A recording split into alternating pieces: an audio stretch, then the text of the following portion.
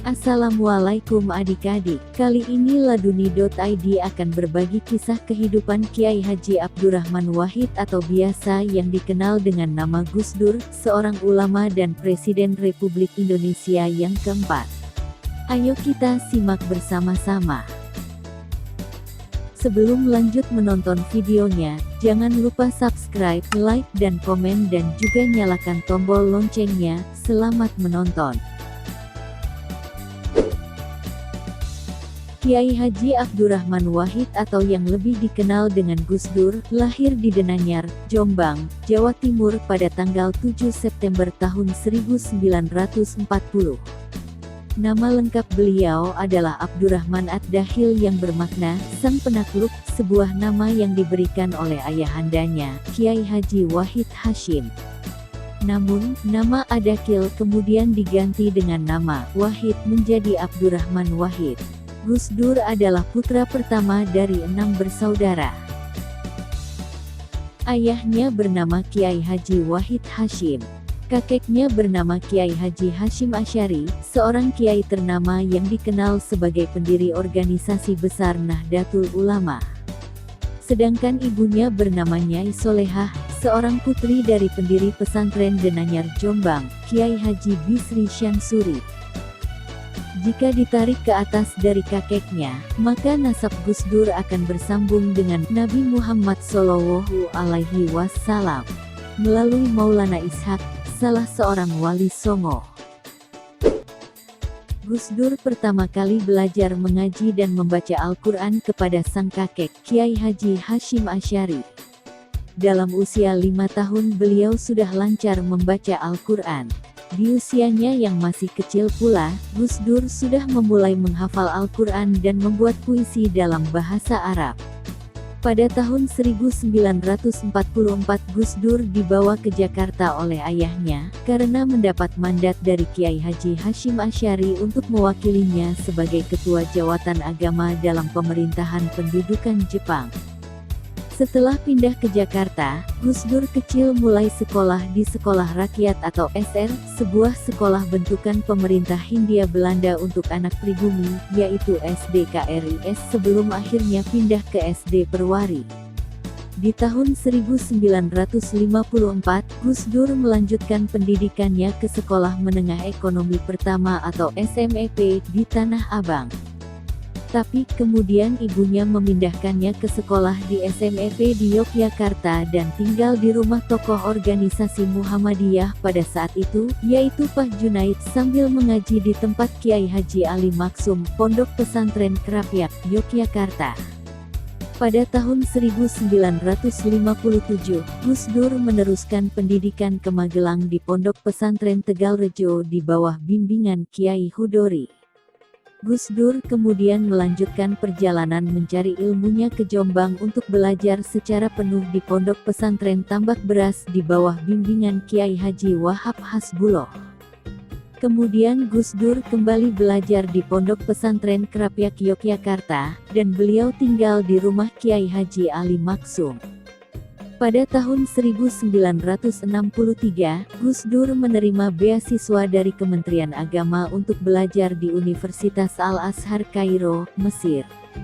Selama menjadi mahasiswa, Gus Dur lebih banyak menghabiskan waktunya untuk mengunjungi toko-toko buku, perpustakaan, hingga ke bioskop dalam upayanya menggali khazanah peradaban yang pernah terjadi di Mesir. Pada tahun 1966, Gus Dur pindah ke Irak. Beliau masuk ke dalam Departemen of Religion Universitas Baghdad.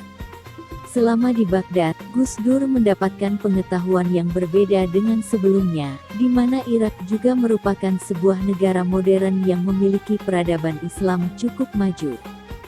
Di Baghdad pula, Gus Dur menyelesaikan pendidikan sarjana.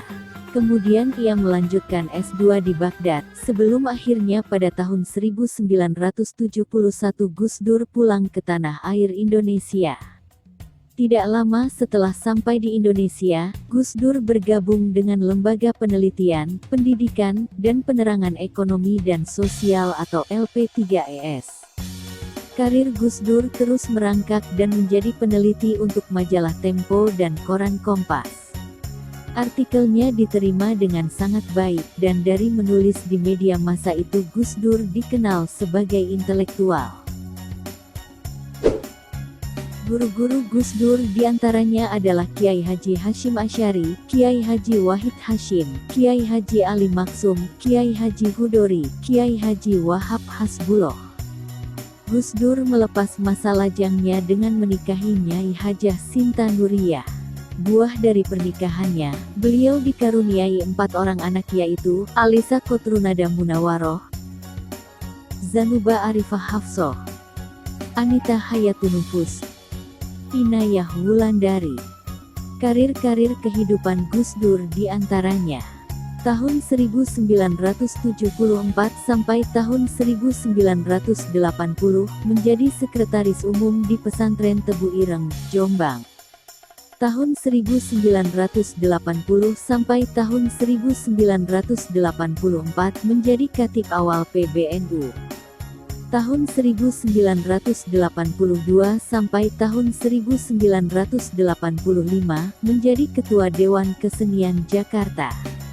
Tahun 1984 sampai tahun 2000 menjadi Ketua Umum PBNU. Tahun 1987 sampai tahun 1992 menjadi Ketua Majelis Ulama Indonesia. Tahun 1989 sampai tahun 1993 menjadi anggota Majelis Permusyawaratan Rakyat Republik Indonesia. Tahun 1999 sampai tahun 2001 terpilih sebagai Presiden Republik Indonesia keempat.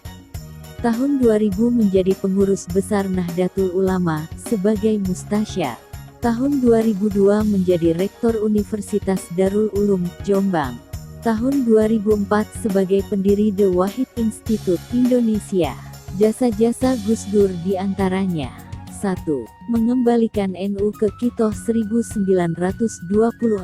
Saat menjadi Ketua Umum PBNU di tahun 1984, NU menginisiasi gagasan kembali ke Kitoh 1926, yang dimana NU tidak lagi terlibat secara kelembagaan dalam kegiatan politik praktis. Gus Dur memiliki sebuah penawaran yang sangat brilian tentang kembali ke Kitoh 1926 dengan meninggalkan gelanggang politik praktis.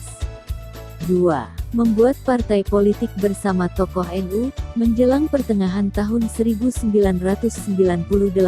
Gus Dur dalam masa periode ketiga menduduki jabatan Ketua Umum PBNU. Melihat situasi kurang bagus di negara ini, yang mengharuskan NU turut andil dalam perpolitikan, akhirnya Gus Dur membuat PKB, Partai Kebangkitan Bangsa, bersama-sama tokoh NU lainnya sebagai wadah bagi masyarakat NU, supaya bisa mengikuti pemilihan legislatif pada tahun 1999, dan akhirnya PKB bisa mengikuti pemilihan legislatif. 3. Menjabat Presiden Republik Indonesia keempat. Pada pemilu tahun 1999, Gus Dur terpilih sebagai Presiden keempat Republik Indonesia, menggantikan Presiden sebelumnya, Baharudin Jusuf Habibie.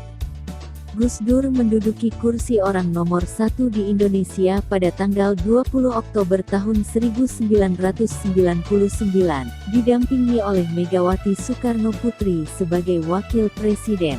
Gus Dur wafat pada tanggal 30 Desember tahun 2009, dalam usianya yang ke-69 tahun di Rumah Sakit Cipto Mangunkusumo, Jakarta.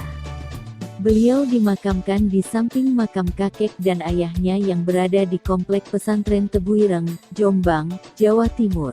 Saat kepergian guru bangsa ini, Pesantren Tebu Ireng tumpah ruah penuh dengan lautan manusia yang ingin menyaksikan proses dikebumikannya Gus Dur. Di luar Pesantren Tebu Ireng, tidak hanya teman-teman Muslim yang memadati masjid, musola, dan majelis-majelis untuk mendoakan Gus Dur, tetapi juga teman-teman dari agama Konghucu, Katolik, Kristen, Hindu, dan Buddha turut meramaikan rumah ibadah masing-masing untuk mendoakan Gus Dur.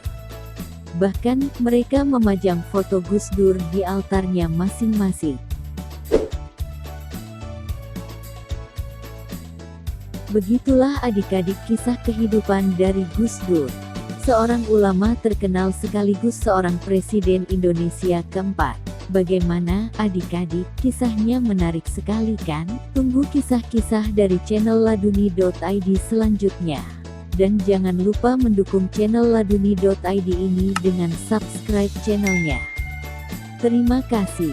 Wallahul muwafiq ila aqwamit thoriq. Assalamualaikum warahmatullahi wabarakatuh.